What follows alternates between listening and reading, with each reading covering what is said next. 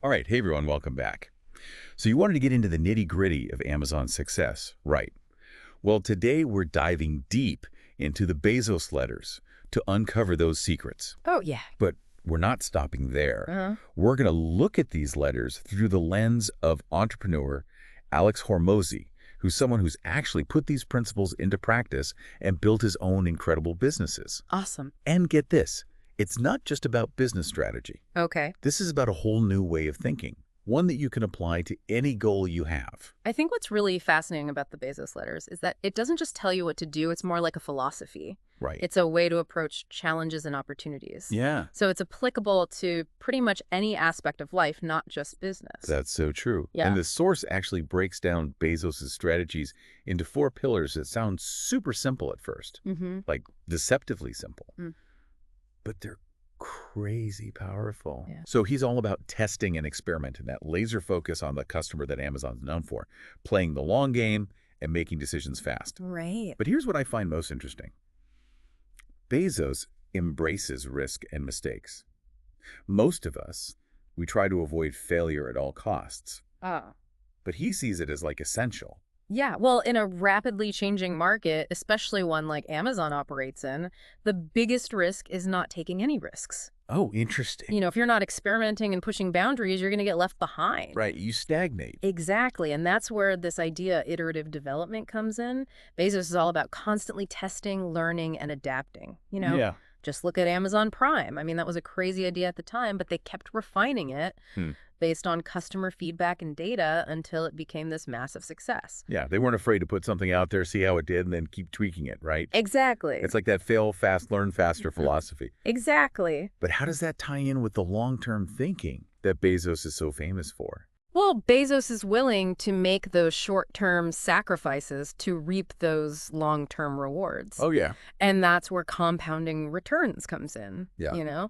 Those small improvements that you make consistently over time, they have this massive impact down the line. Yeah. Think of it like investing a small amount of money regularly. It doesn't seem like much at first, but over time, those gains build on each other. Yeah, like a snowball effect. Exactly. And before we move on, I'm curious, for you, does delaying gratification to achieve something bigger, does that resonate with you? 100%. And, that brings us to Alex Hormozi, because this guy is a massive fan of Bezos's approach. Oh, yeah. And he actually puts it to work in his own ventures. It's not just about admiring Bezos. Right, yeah. He takes action. And that's what's so great about Hormozi. He doesn't just talk the talk, he walks the walk, Yeah. The source talks about how Hormozi created this program called Gym Launch, which is for gym owners. But instead of going all out, investing everything in a big launch, he started small. Oh, Yeah, just testing the waters with a minimal version interesting. to gauge the market, gather feedback. And this allowed him to refine the program based on actual demand before making a bigger commitment. Okay, so he was mitigating his risk. Exactly. It's the perfect embodiment of those Bezos pillars. He embraced risk. By putting something out there, he focused on the customer, by getting their feedback, and thought long-term, by building the sustainable business model. It's like running a mini experiment before going all in. Exactly. What I'm hearing is that you don't have to be Jeff Bezos to think like him. Right. We can all apply these principles, even on a smaller scale. Yeah, it's pretty empowering when you think about it. It really is. It's like a mental shift. Absolutely. So think about, like, a project you're working on right now. Could you break it down into smaller experiments? That's a good question. What could you test before, committing a lot of time or resources? Even small tests can give you invaluable insights and help you adjust as you go. So true. So we've got these 4 pillars, right? Testing, customer focus, long-term vision, and speed. But how does that actually play out in the real world? Well, The Bezos letters gets into some pretty interesting strategies. Things like building an invention engine, fostering a culture that's not afraid of risk, always putting the customer first, and measuring what truly matters. and it's amazing how interconnected all of those strategies are. Yeah, For example, the invention engine, that's not just a buzzword. right. It's a whole system that drives continuous innovation. Amazon has these labs and teams dedicated to constantly exploring new ideas, experimenting. Wow. They even encourage employees to propose and develop their own side projects. Really? Yeah, some of which have turned into massive successes, but that only happens if people feel safe taking risks. Oh, that makes sense, yeah. You can't have people coming up with crazy ideas if they're terrified of being punished for trying something new, right? Exactly. And remember how obsessed Bezos is with the customer. Customer obsession. Right. He's always trying to understand their needs and exceed expectations. And that plays directly into the invention engine. Oh. It's not just about innovating for the sake of it. It's about solving real problems. So it's targeted innovation. Exactly. Okay, I see the connection. So how does all of this tie into measuring what matters? It's about choosing the right metrics. Okay. And understanding what they're telling you. For Amazon, early on, they realized that fast delivery and customer satisfaction, those were key drivers of growth. Oh, interesting. So they focused relentlessly on those metrics, always innovating to make deliveries faster, the experience smoother. Yeah. It's about finding the things that really move the needle. Not just vanity metrics. Exactly. That makes total sense. So we've talked about these high-level strategies, but how do we actually put this into practice? Well, Because the source mentions some really interesting exercises from the Bezos Letters that can help with that. yeah, these exercises, they're meant to make you really think about your goals. Oh, okay. And how you can use Bezos's principles to achieve them. It's about taking action, not just absorbing the information. Right. The source highlights exercises that help you define calculated risks, figure out those key indicators of success, and really plan for the long term. And what I think is really cool is that you can apply these to any part of your life, Oh, yeah. not just business. Absolutely. For example, one exercise asks you to think about a project and list 3 potential risks. Then come up with a plan to mitigate each one. It's about being prepared. Exactly. It's Yeah. acknowledging that risks are going to happen, but you can have a plan to deal with them. Exactly. I like that.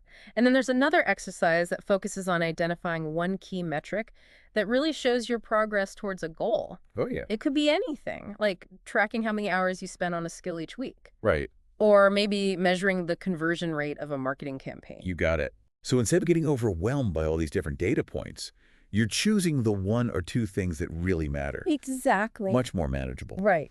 And then there's this long-term planning exercise where you picture yourself 5 years in the future and you describe what success looks like to you. Cool. And then you work backward, Oh, interesting. outlining the steps you need to take to get there. Like reverse engineering your success. Exactly. I love that. It forces you to think strategically and break those big long-term goals down into actionable steps. Yeah, all these exercises, they're really designed to help you develop that Bezos-style mindset. Okay. To think big, to take those calculated risks, to constantly be experimenting. And I feel like we're just scratching the surface here. Yeah, There's so much more to uncover. absolutely. And we're going to dive deeper into some of these strategies in the next part of our deep dive.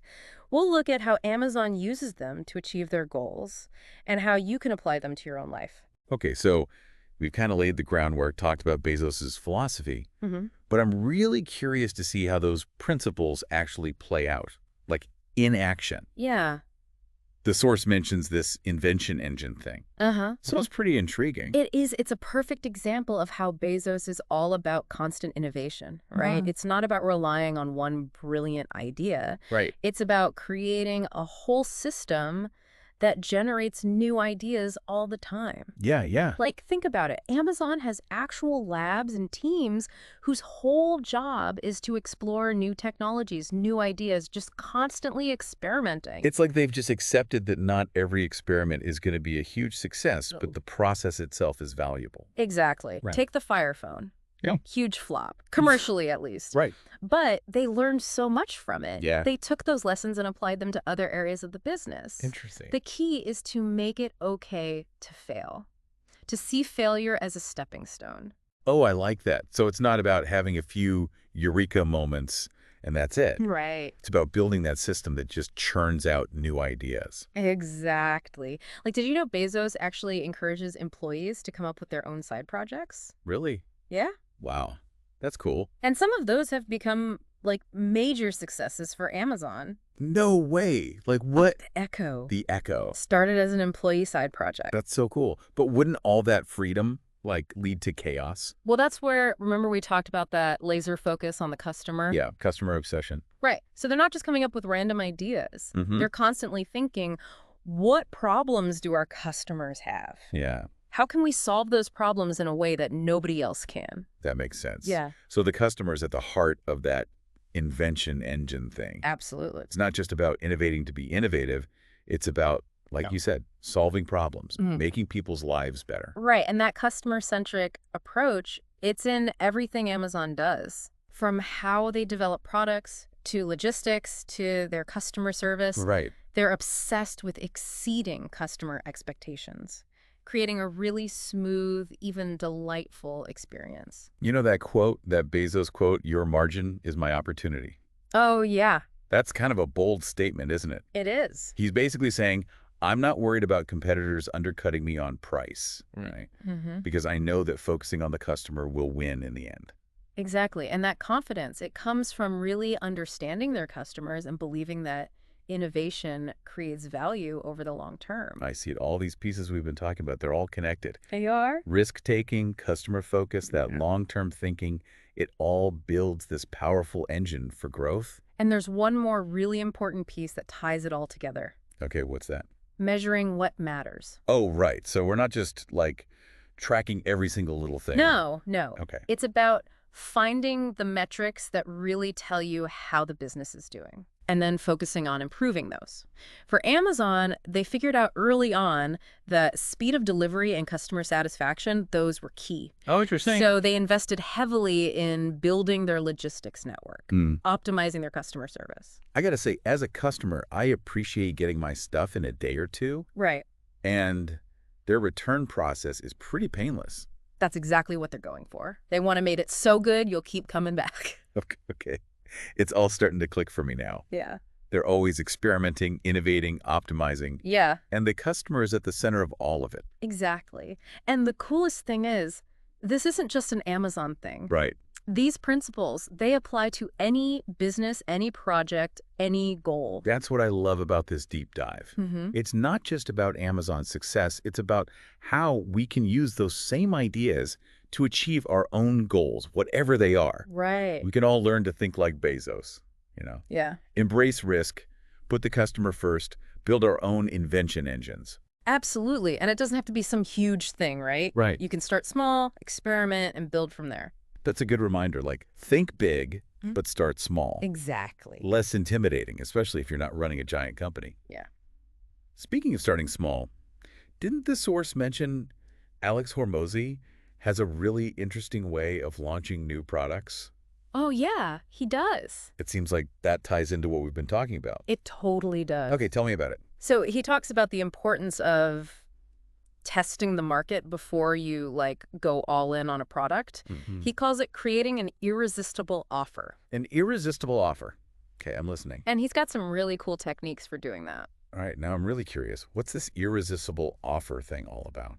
Well, the idea is to create something so good, so aligned with what your customer actually wants that they can't say no. That sounds like a dream come true for any marketer. Yeah. But how do you actually do that? It starts with understanding your customer. Okay. Like really deeply. Their pain points, their aspirations. What are they struggling with? Yeah. What do they want to achieve? And then you tailor your offer to address those things. So it's not about like manipulating people into buying something they don't need. No. It's more about creating something that truly helps them solve a problem. Exactly. It's about providing value. Yeah. Building trust. Okay. This is starting to sound familiar. Yeah. Like those core principles we were talking about. Customer focus, long-term thinking, even risk-taking. It sounds like they're all part of crafting this irresistible offer. They absolutely are. Think about Amazon Prime again. Right. It wasn't just the shipping program, right? It's a whole ecosystem of benefits. Yeah. Things that people want, convenience, entertainment. Value. They took a risk. They focused on delivering incredible value to the customer, and they built this loyalty program that's become hugely successful. So they bundled things people already wanted and made it really hard to resist. Yeah, that's the essence of it. It's not about being tricky. Right. It's about knowing your audience so well that you can create something they truly value, that they can't imagine being without. This is all really fascinating, but how much of this is like natural talent? How much of it is learnable? I think anyone can do this. Really? Yeah. Okay. I mean, Bezos and Hormozi might have a knack for it, but these principles, they're definitely things you can learn.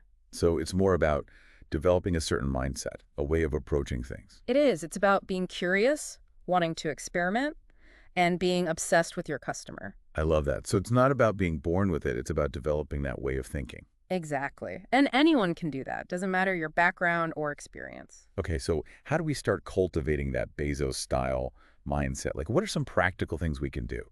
I think it starts with having a growth mindset. Okay. Believing that you can always learn and improve. Right. And that means being willing to push yourself, to try things, to fail, Yeah. and to learn from those failures. So being okay with being a little uncomfortable. Yeah, kinda. It's about being open to the unknown, trusting that experimenting and learning will get you better results in the end.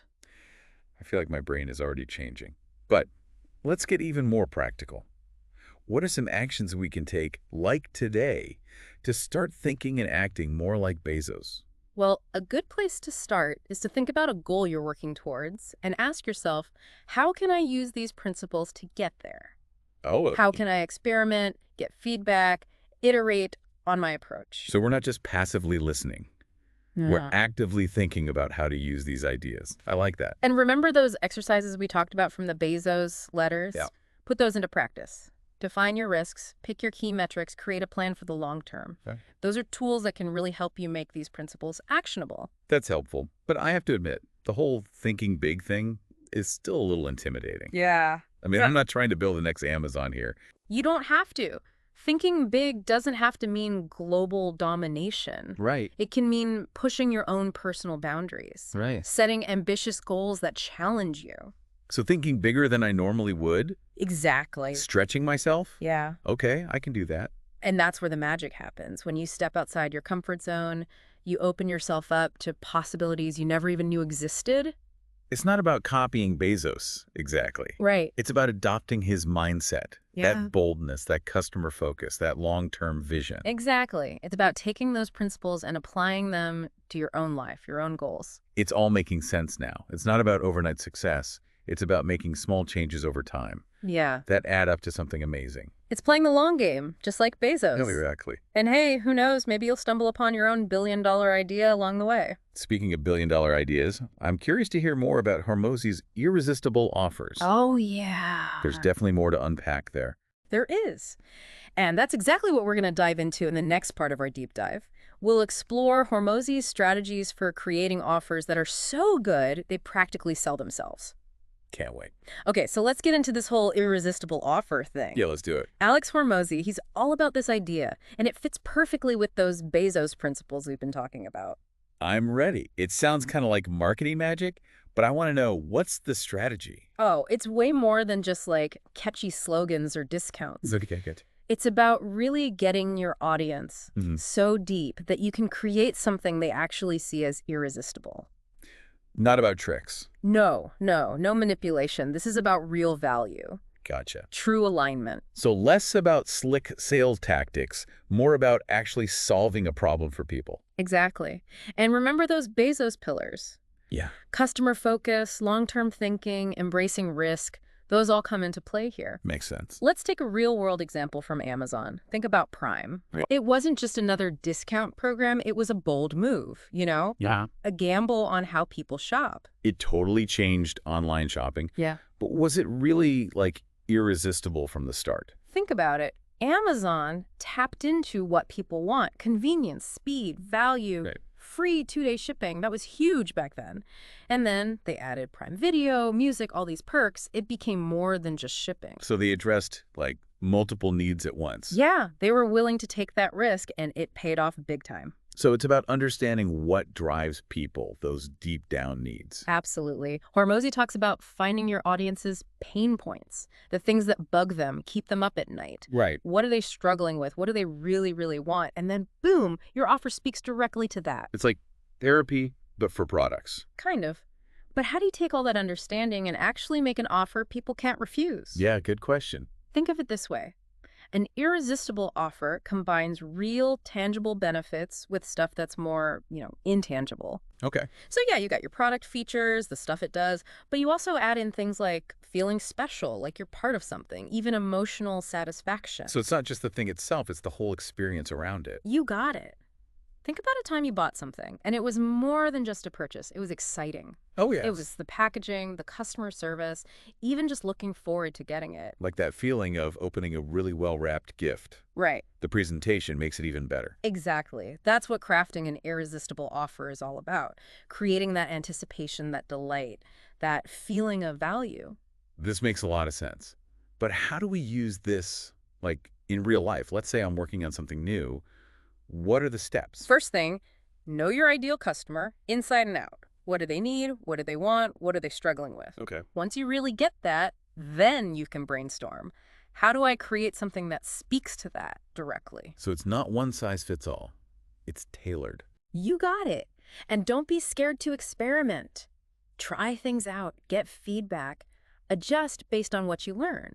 Remember, Bezos loves experimenting. Right. Embrace the risk. So it's not about getting it perfect on the first try. Yeah. It's about that process of refining, improving, until you find that perfect balance of value. You nailed it. And remember, this isn't a one-time thing. Okay. Yeah. Building an irresistible offer, it's an ongoing process. As your audience changes, the market changes, you gotta adapt. This has been an incredible deep dive. Yeah. We went from the core of Bezos' success to how to create these irresistible offers. It's been awesome. Learning about strategy, about putting the customer first. And the best part is anyone can use these principles. I mean, any industry, any goal. That's so empowering. Right. Building a business, launching a product, even just convincing your friends to try a new restaurant, it's all the same at the core. Understand your audience, deliver awesome value, go above and beyond what they expect. Exactly. And hey, you might even find your own way to create something truly irresistible. So this deep dive was created just for you based on what you wanted to learn about Amazon. We hope this gave you some real insights into the strategies and thinking that made them so successful. Keep exploring, keep experimenting, keep pushing yourself. And who knows what amazing things you'll achieve. Until next time.